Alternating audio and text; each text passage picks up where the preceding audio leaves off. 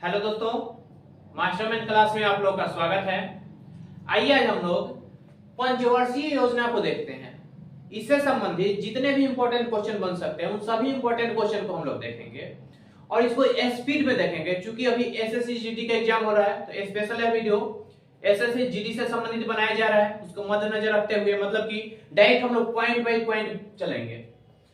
देखिएगा, पंचवर्षीय योजना चला था, 5-5 साल पे जो योजना चलता है उसको बोलते हैं हम लोग पंचवर्षीय योजना। यह स्टार्ट हुआ था 1951 से लेकर 2003 तक 17 तक चला था, 2017 तक। सबसे पहले जब भी इसको पढ़ना होगा तो लाइन से याद किया जाता है, मतलब ऐसे क्रम में एक बार योजना देखेंगे, अवधि, एक बार मॉडल पढ़ेंगे हम लोग, उसके बाद केंद्रीय बिंदु पढ़ेंगे, कितना लक्ष्य प्राप्ति रखा गया था, कितना हम लोग पाए थे उसको पढ़ेंगे। उसके बाद देखेंगे कि कौन से पंचवर्षीय योजना में क्या लाया गया है या फिर उसमें उपलब्धियां क्या मिला है हम लोग को, उसको आगे पढ़ेंगे। लास्ट में पढ़ेंगे उससे संबंधित कुछ इंपॉर्टेंट है। तो आइए बिना समय गवाए हम स्टार्ट करते हैं। देखिएगा, पंचवर्षीय योजना पहला चला था 1951 से लेकर 1956 तक, दूसरा चला था 56 से 61, तीसरा 61 से 66, उसके बाद यहाँ पे गैपिंग हो गया, गैपिंग 66 से 69 तक हो गया। उसके बाद 69 से 74 चला था चौथा, पांचवा 74 से 78, छठा 80 से 85, सातवां 85 से 90, आठवां 90 से 92, आठवां यहाँ पे 92 से 97, नौवा 1997 से 2002, 10वां 2002 से 2007 तक चला था, 11वां 2007 से 2012 और 12वां पंचवर्षीय योजना 2012 से लेकर 2017 तक चला था। अब देखिए, यह याद तभी होगा जब इसके बीच के गैपिंग को हम लोग याद कर दे। क्योंकि 5-5 साल पर चला था सब, लेकिन कुछ कुछ बीच में गैपिंग है, तो बीच में जो गैपिंग है उसको हम लोग बोलते हैं अवकाश काल। अवकाश काल था 1966 से 69, 1978 से 80 और 1990 से 92, इसको हम लोग बोलते हैं अवकाश काल। इसी अवकाश काल में ही कुछ कुछ काम हुआ है, जैसे कि 1966 से 69 तक, देखिएगा 66 से 69 तक एक साल के लिए छोटे छोटे प्लान बनाए गए थे इसमें। और स्पेशल 66 से 67 में देखा गया कि हरित क्रांति लाया गया था। हरित क्रांति से यहां से क्वेश्चन आता है कि इसका संबंध किस पंचवर्षीय योजना से है, तो इसका संबंध तीसरा पंचवर्षीय योजना से। अब आइए हरित क्रांति को पहले समझ लेते हैं हम लोग। हरित क्रांति 1966 से 67 में आया था। विश्व में हरित क्रांति के जनक नॉर्मन बोरलॉग को माना जाता है, जो कि यह यूएसए के थे, मतलब अमेरिका के थे। और भारत में हरित क्रांति के जनक एमएस स्वामीनाथन को माना जाता है। ठीक है, हरित क्रांति आया था तो यह खाद्यान्न उत्पादन से संबंधित था। जब आया था तो गेहूं और चावल के उत्पादन में वृद्धि हुआ था, सबसे ज्यादा गेहूं, उसके बाद चावल में वृद्धि हुआ था।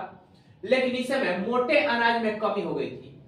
और हरित क्रांति का संबंध तीसरी पंचवर्षीय योजना से है। इतना पॉइंट को ध्यान रखना है। एक बार फिर से रिपीट करते हैं, हरित क्रांति का संबंध तीसरा पंचवर्षीय योजना से है। हरित क्रांति स्पेशल 66 से 67 में आया था, 1966 से 1967। विश्व में हरित क्रांति के जनक नॉर्मन बोरलॉग, भारत में हरित क्रांति के जनक एमएस स्वामीनाथन। और हरित क्रांति का संबंध खाद्यान्न उत्पादन से है, सबसे ज्यादा गेहूं, उसके बाद चावल उत्पादन हुआ था। तो इतना इससे संबंधित हमको पॉइंट याद रखना है। अब देखिए, याद करना है सबसे पहले अवधि को, उसके बाद हम लोग को पढ़ना है मॉडल, किस मॉडल पर कौन सा आधारित था। तो पहले में है हेराल्ड डोबर मॉडल, दूसरा में है महालनोबिस, तीसरा में 3 व्यक्ति सैंडी, चक्रवर्ती और महालनोबिस, तीसरा में 3 व्यक्ति, चौथा जो है गॉडगिल मॉडल पर आधारित है, पांचवा डीपी धर, छठा आगत निर्गत, छठा, नौवा, 10वां लगभग सेम है, याद रखिएगा। छठा, 9वां और 10वां तीनों में है इनपुट आउटपुट, आगत निर्गत और तीव्र आगत निर्गत एक है, ध्यान रखना है। उसके बाद है 7वां जॉन मिलर से संबंधित है और 8वां डब्ल्यू मिलर मॉडल पर आधारित था। 9वां हम लोग देख लिए आगत निर्गत, 10वां तीव्र आगत निर्गत से संबंधित है, मॉडल पर आधारित है। और 11वां सी रंगराजन से संबंधित है, मतलब कि सी रंगराजन मॉडल पर आधारित था। अब इसमें जो इंपॉर्टेंट है उसको हम हाईलाइट करते हैं। देखिएगा, पहला हेराल्ड डोबर मॉडल याद रखना है, दूसरा महालनोबिस, तीसरा सैंडी, चक्रवर्ती, महालनोबिस। उसके बाद 5वां ध्यान रखना है कि डीपी धर, और 8वां डब्ल्यू मिलर मॉडल। इतने को जरूर याद रखिएगा। उसके बाद इसको थोड़ा सा देख लेना है, खासकर यहां से क्वेश्चन बहुत आता है। उसके बाद केंद्रीय बिंदु किसको, मतलब कि फोकस किस पर किया गया था। तो सबसे पहला जो है, पहले पंचवर्षीय योजना में मुख्य बिंदु कृषि को रखा गया था, जबकि दूसरा में भारी उद्योग, तीसरा में आत्मनिर्भर और स्वतः आपूर्ति अर्थव्यवस्था, मतलब खुद से डेवलप होने के लिए बताया गया था। चौथा में स्थिरता आत्मनिर्भरता को लाया गया था, जबकि पांचवा में निर्धनता उन्मूलन और गरीबी निवारण अधिनियम लाया गया था। छठा में रोजगार सृजन से संबंधित बात हुआ था, क्योंकि इससे पहले में निर्धनता उन्मूलन मतलब गरीबी हटाओ, तो गरीबी कैसे हटेगा, तो रोजगार लाना पड़ेगा ना, इसलिए छठा में आया था रोजगार सृजन। जबकि सातवां में आधुनिकीकरण यानी कि ग्रोथ, भारत को ग्रोथ करने के बाद कहा गया। और यहाँ पे सतवा था। आठवां में मानव संसाधन का विकास। नौवां सामाजिक न्याय और समानता के साथ आर्थिक विकास। नौवां और 10वां यहाँ पे सेम है, देखिएगा, सामाजिक न्याय और समानता के साथ आर्थिक विकास सेम चीज बताया गया 10वां में ही। अगला 11वां 12वां सेम है, तीव्रता और समावेशी विकास। और 12वां में देखिएगा तो तीव्रता, संपोषणीय और अधिक समावेशी विकास सिर्फ बताया गया है इसमें। अब देखिए यहां से जो इंपॉर्टेंट है उसको हाईलाइट करते हैं, याद रखिएगा। पहला पंचवर्षीय योजना में मुख्य बिंदु था कृषि, जबकि दूसरा में भारी उद्योग। उसके बाद यहां पे आ जाइए, पांचवा निर्धनता उन्मूलन, छठा रोजगार सृजन, उसके बाद 8वां मानव संसाधन का विकास, और 9वां 11वां और 12वां दोनों सेम है। 11वां याद रखना है तीव्रता और संपोषी विकास, साथ साथ 12वां में तीव्रता, संपोषणीय और अधिक समावेशी विकास। थोड़ा सा का अंतर है, सिर्फ इसमें लगा दिया संपोषणीय और अधिक समावेशी विकास, ध्यान रखना है। और यहाँ पे याद रखिएगा कि 9वां 10वां सेम, 11वां 12वां सेम। इसके ऊपर वाले याद रखना है कृषि, भारी उद्योग, निर्धनता उन्मूलन, रोजगार सृजन, और नीचे वाला 2। अब देखिए यहां से एसएससी जीडी में अभी एग्जाम में क्वेश्चन आ रहा है कि किस पंचवर्षीय योजना का लक्ष्य कितना था, उसमें हम लोग कितना पाए हैं, मतलब कितना प्राप्ति किया गया है, तो उससे संबंधित देखिए। पहला पंचवर्षीय योजना का लक्ष्य था 2.1, जबकि प्राप्त हुआ है 3.6। लक्ष्य था 2.1, जबकि पाया गया है 3.6। और पूरे पंचवर्षीय योजना में सबसे सफल पंचवर्षीय योजना पहला पंचवर्षीय योजना था, जबकि सबसे असफल पंचवर्षीय योजना तीसरा पंचवर्षीय योजना था। ध्यान रखना है, तीसरा पंचवर्षीय योजना सबसे असफल पंचवर्षीय योजना था। पहला पंचवर्षीय में लक्ष्य था 2.1, जबकि प्राप्त हुआ 3.6। दूसरा पंचवर्षीय योजना में लक्ष्य था 4.5, जबकि प्राप्ति हुआ है 4.3। तीसरा पंचवर्षीय योजना में लक्ष्य था 5.6, लेकिन प्राप्त हुआ है मात्र 2.8। यह सबसे विफल था। कारण भी है बहुत सारा, जैसे कि चीन से युद्ध हुआ था, उसी समय पाकिस्तान से युद्ध हुआ था, उसी समय सूखा पड़ गया था, तो बहुत सारे कारणों के कारण यह असफल हो गया। चौथा पंचवर्षीय योजना में लक्ष्य था 5.7, जबकि प्राप्त हुआ है 3.3। आगे है पांचवा पंचवर्षीय योजना, इसको ध्यान रखना है, लक्ष्य था 4.4, जबकि प्राप्त हुआ है 4.8। और छठा पंचवर्षीय योजना में लक्ष्य था 5.2, जबकि प्राप्ति हुआ है 5.7। तो यहां से ऊपर तक इसको जरूर याद रखिए, यहां से क्वेश्चन आ रहा है। इसके नीचे वाला उतना इंपॉर्टेंट नहीं है, इसके ऊपर वाला जरूर याद रखना है, खासकर पहला, दूसरा, तीसरा और पांचवा, तीनों को ध्यान रखना। पहला, दूसरा, तीसरा और पांचवा, यहां से क्वेश्चन पूछा जा रहा है अभी। अब देखिए यह तो हो गया केंद्रीय बिंदु देख लिए, लक्ष्य देख लिए, हम लोग मॉडल देख लिए, अवधि देख लिए। अब आना है कि किस पंचवर्षीय योजना में क्या उपलब्धि पाया गया, मतलब कि कौन सा पंचवर्षीय योजना में कौन कौन सा काम हुआ था। तो पहला पंचवर्षीय योजना का मुख्य केंद्रीय बिंदु क्या था, कृषि, मतलब कि काम जो भी हुआ होगा कृषि से संबंधित होगा। तो कृषि से संबंधित इसमें कुछ परियोजनाएं लाए गए, मतलब कि इसमें 4 परियोजनाओं को लाया गया। पहला है भाखड़ा नांगल परियोजना, जो कि सतलज नदी पर बनाया गया। दामोदर परियोजना दामोदर नदी पर बनाया गया। इसी तरह ब्यास परियोजना ब्यास नदी पर बना था। और हीराकुंड बांध, हीराकुंड परियोजना जो कि हीराकुंड नदी पे है। यहां से क्वेश्चन आता है कि बताइए भाखड़ा नांगल परियोजना किस पंचवर्षीय योजना से संबंधित है? तो पहली पंचवर्षीय योजना से संबंधित है, तो इस तरह से क्वेश्चन आएगा। दूसरा क्वेश्चन ये आ सकता है कि हीराकुंड बांध किस नदी पे है? तो हीराकुंड नदी। ब्यास परियोजना किस नदी पे? तो ब्यास नदी।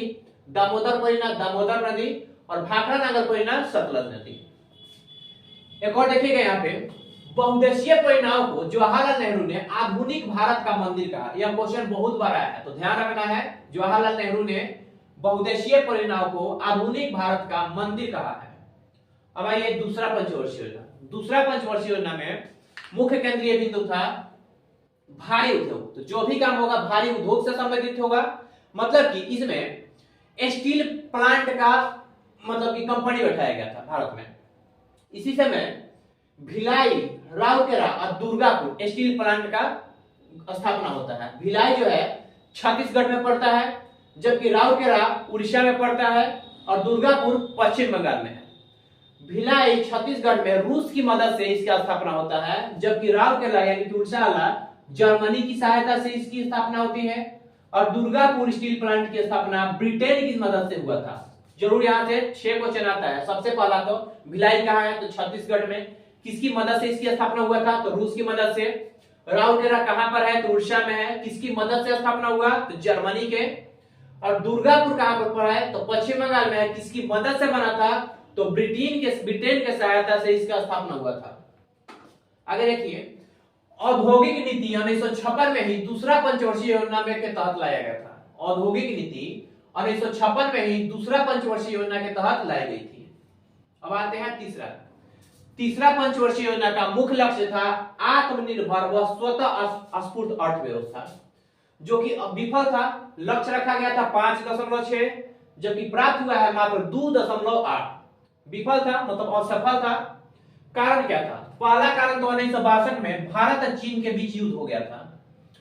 दूसरा 1965 में भारत पाकिस्तान से युद्ध हुआ था और इसी समय सूखा पड़ गया था, जिसके कारण यह असफल रहा। इससे संबंधित और भी कुछ क्वेश्चन आते हैं, जैसे कि आईडीबीआई की स्थापना हुआ था इसी समय। IDBI industrial bank of Indian, इसकी स्थापना 1964 में किया गया था। यूटीआई यानी कि यूनियन ट्रस्ट ऑफ इंडिया की स्थापना हुआ था 1964 में ही। एफसीआई यानी कि फूड कॉर्पोरेशन ऑफ इंडिया का स्थापना हुआ था 1965 में। और कृषि कीमत आयोग आया था 1965 में।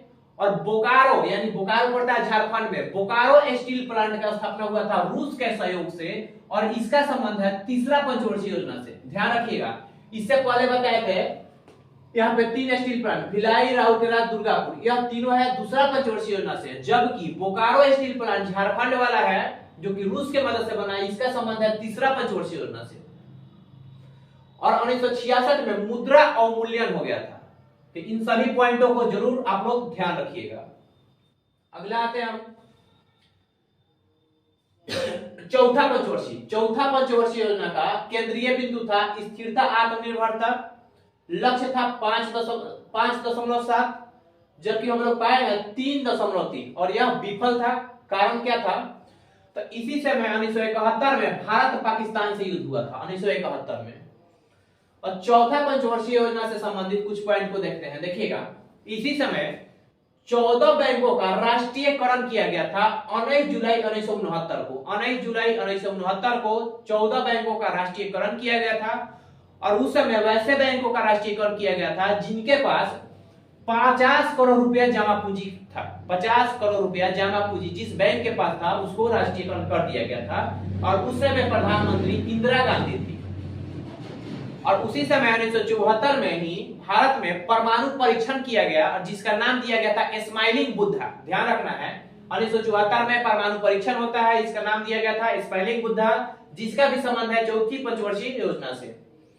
और चौथा पंचवर्षीय योजना से ही ऑपरेशन फ्लड का संबंध है। ऑपरेशन फ्लड मतलब कि दुग्ध उत्पादन से, जिसे हम लोग श्वेत क्रांति के नाम से भी जानते हैं।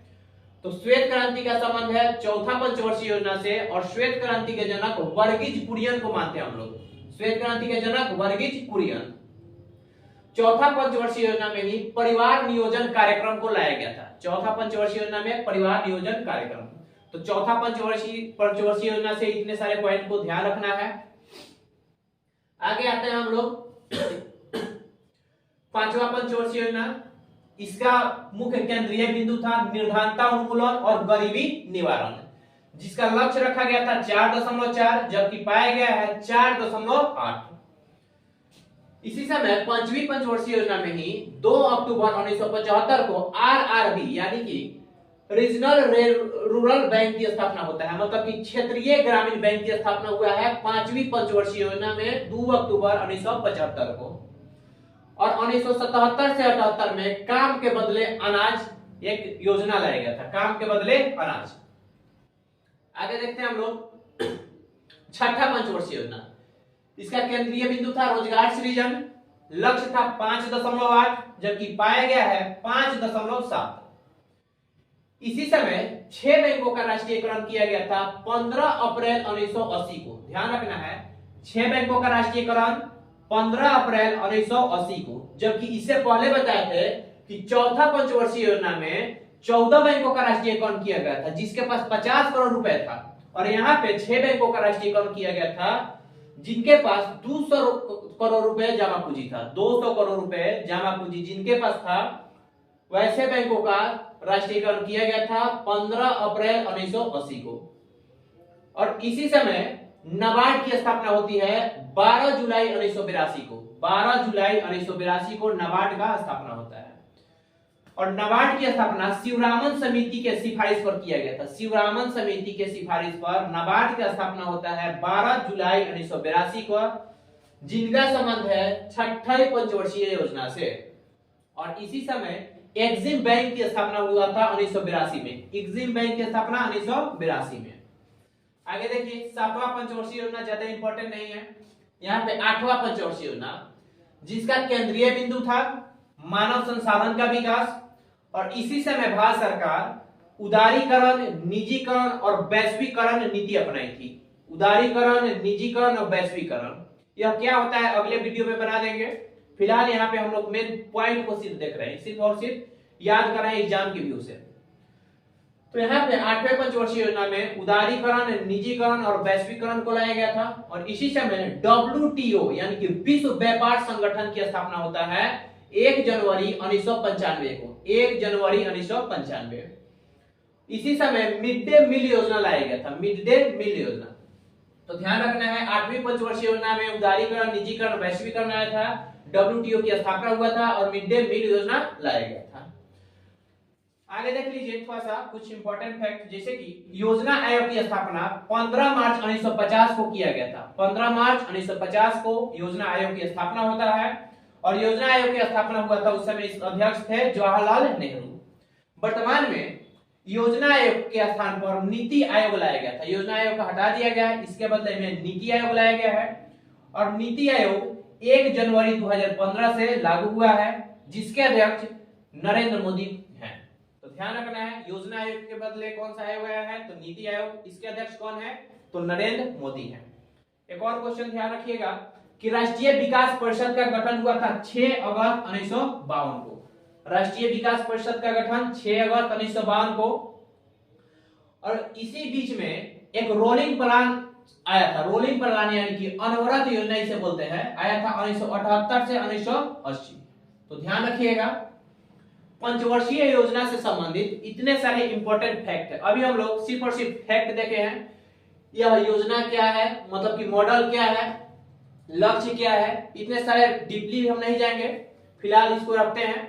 हो सके तो आप लोग जरूर इस वीडियो को 1-2 बार भगा के, मतलब स्पीड में देखिएगा। देखने के बाद फिर से 1-2 बार देखिए ताकि अच्छे से इसको समझा जा सके। तो यहीं तक हम वीडियो को रखते हैं। अगर वीडियो अच्छा लगे तो लाइक, शेयर और सब्सक्राइब जरूर करिए। और इसको पढ़िए, कभी भी पढ़िए तो ऐसे पढ़िए, मतलब ऊपर से नीचे तक। एक बार याद करना है अवधि, एक बार मॉडल, एक बार केंद्रीय बिंदु, एक बार में लक्ष्य। उसके बाद पढ़ना है कि पहली पंचवर्षीय योजना में क्या लक्ष्य रखा गया था, उसमें क्या हम लोग पाए हैं, क्या क्या काम हुआ है। तो ऐसे करके अगर पढ़िएगा तो तुरंत याद हो जाएगा।